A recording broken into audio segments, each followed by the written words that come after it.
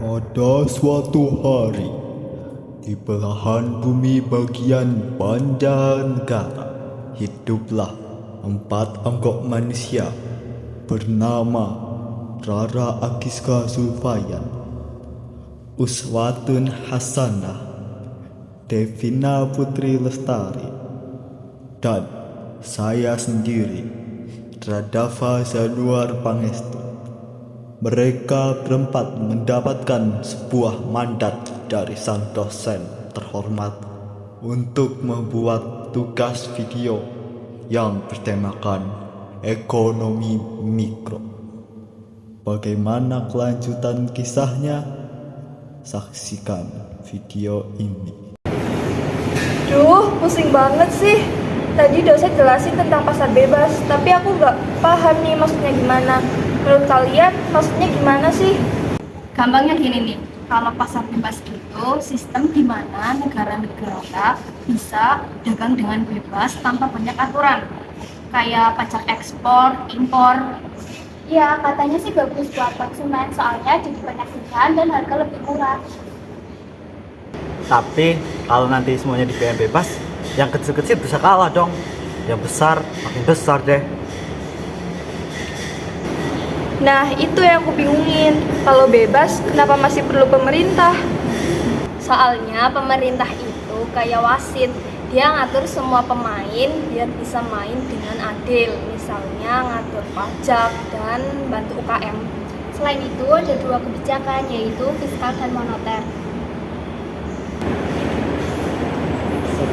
Tapi kalau menurut di internet, kebijakan fiskal adalah kebijakan dari pemerintah buat mengatur penerimaan dan pendapatan.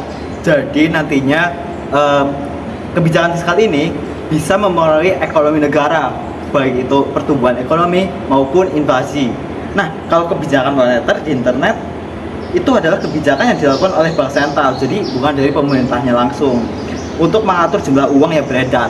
Jadi yang mengatur pencetakan uang nantinya itu bukan dari pemerintah, tapi dari bank sentral gitu ya teman-teman. Angguk-angguk. Tapi gimana dengan barang-barang yang sangat penting seperti sekolah, rumah sakit? Itu kan mahal ya kalau pasar bebas. Nah, itu namanya barang publik dan barang merit. Kalau semuanya diserahin ke pasar, bisa-bisa cuma orang kaya yang dapat. Makanya pemerintah harus ikut campur, gak semuanya bisa diserahin ke mekanisme pasar. Kayak lampu jalan, nggak mungkin kan tiap orang lewat harus dibayar. Oh, baru nggak sekarang. Jadi pemerintah itu penting banget ya biar kita semua mendapatkan haknya masing-masing. Kalian tahu nggak Indonesia masuk ke dalam G20? Madep uswatun bae sama depan. Ya kan takutnya karo kalian, Oh, iya sing, iya wis ngerti bener. Tahu dong, karena ekonomi kita besar di Asia Tenggara. Kita punya suara di Forum Ekonomi Dunia. Wih, keren juga ya. Jadi belajar ekonomi itu nggak cuma hafalan, bisa nyambung ke dunia nyata juga ternyata ya. Iya benar, setuju. Karena di sini kita presentasi, ya udah yuk kita siapin aja presentasinya.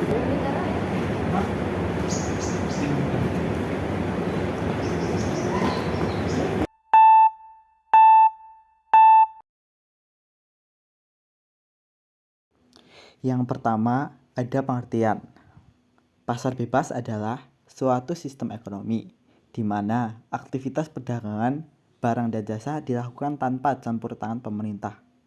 Dalam pasar bebas, harga ditentukan sepenuhnya oleh mekanisme pasar, yaitu permintaan dan penawaran. Tujuan pasar bebas yang pertama mendorong efisiensi ekonomi. Persaingan memacu perusahaan untuk efisien dan menekan biaya produksi. Yang kedua, memberi pilihan lebih banyak kepada konsumen. Konsumen mendapatkan variasi produk dengan harga kompetitif. Yang ketiga, meningkatkan perdagangan internasional. Negara dapat mengekspor dan mengimpor tanpa hambatan. Selanjutnya ada ciri-ciri. Ciri-ciri yang pertama, tanpa pajak dan kuota, perdagangan barang tanpa tarif, kuota, atau subsidi.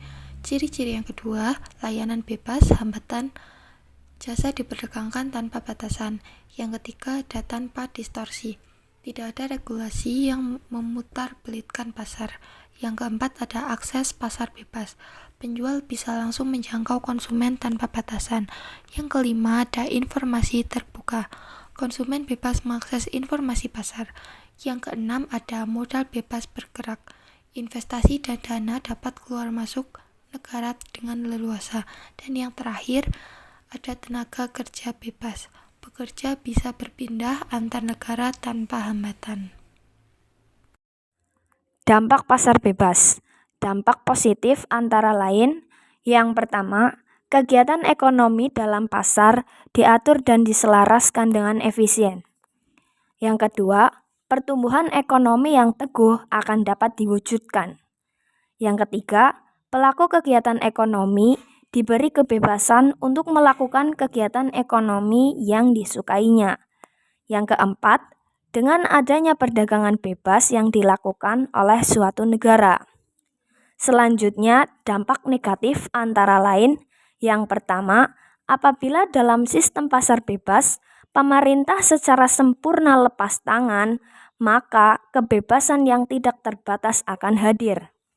Yang kedua, sistem mekanisme pasar bebas akan memunculkan kekuatan monopoli yang dapat menimbulkan kerugian bagi semua pihak, kecuali pihak yang melakukan monopoli. Kunci keberhasilan dalam pasar bebas. Kunci keberhasilan dalam menghadapi pasar bebas adalah terletak pada kesiapan dari negara itu sendiri.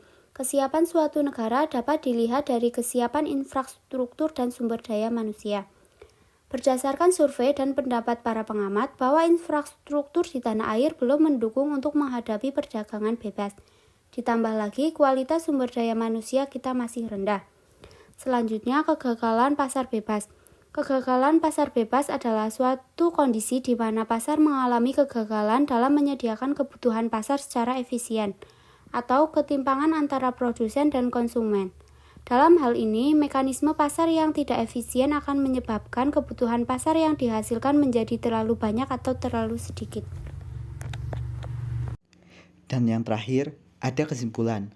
Pasar bebas dapat mendorong pertumbuhan ekonomi dan efisiensi. Namun, juga membawa tantangan seperti ketimpangan sosial dan dominasi pasar oleh korporasi besar maupun korporasi yang sudah sangat besar. Diperlukan regulasi yang seimbang agar manfaat pasar bebas dapat dirasakan secara merata. Kenapa demikian?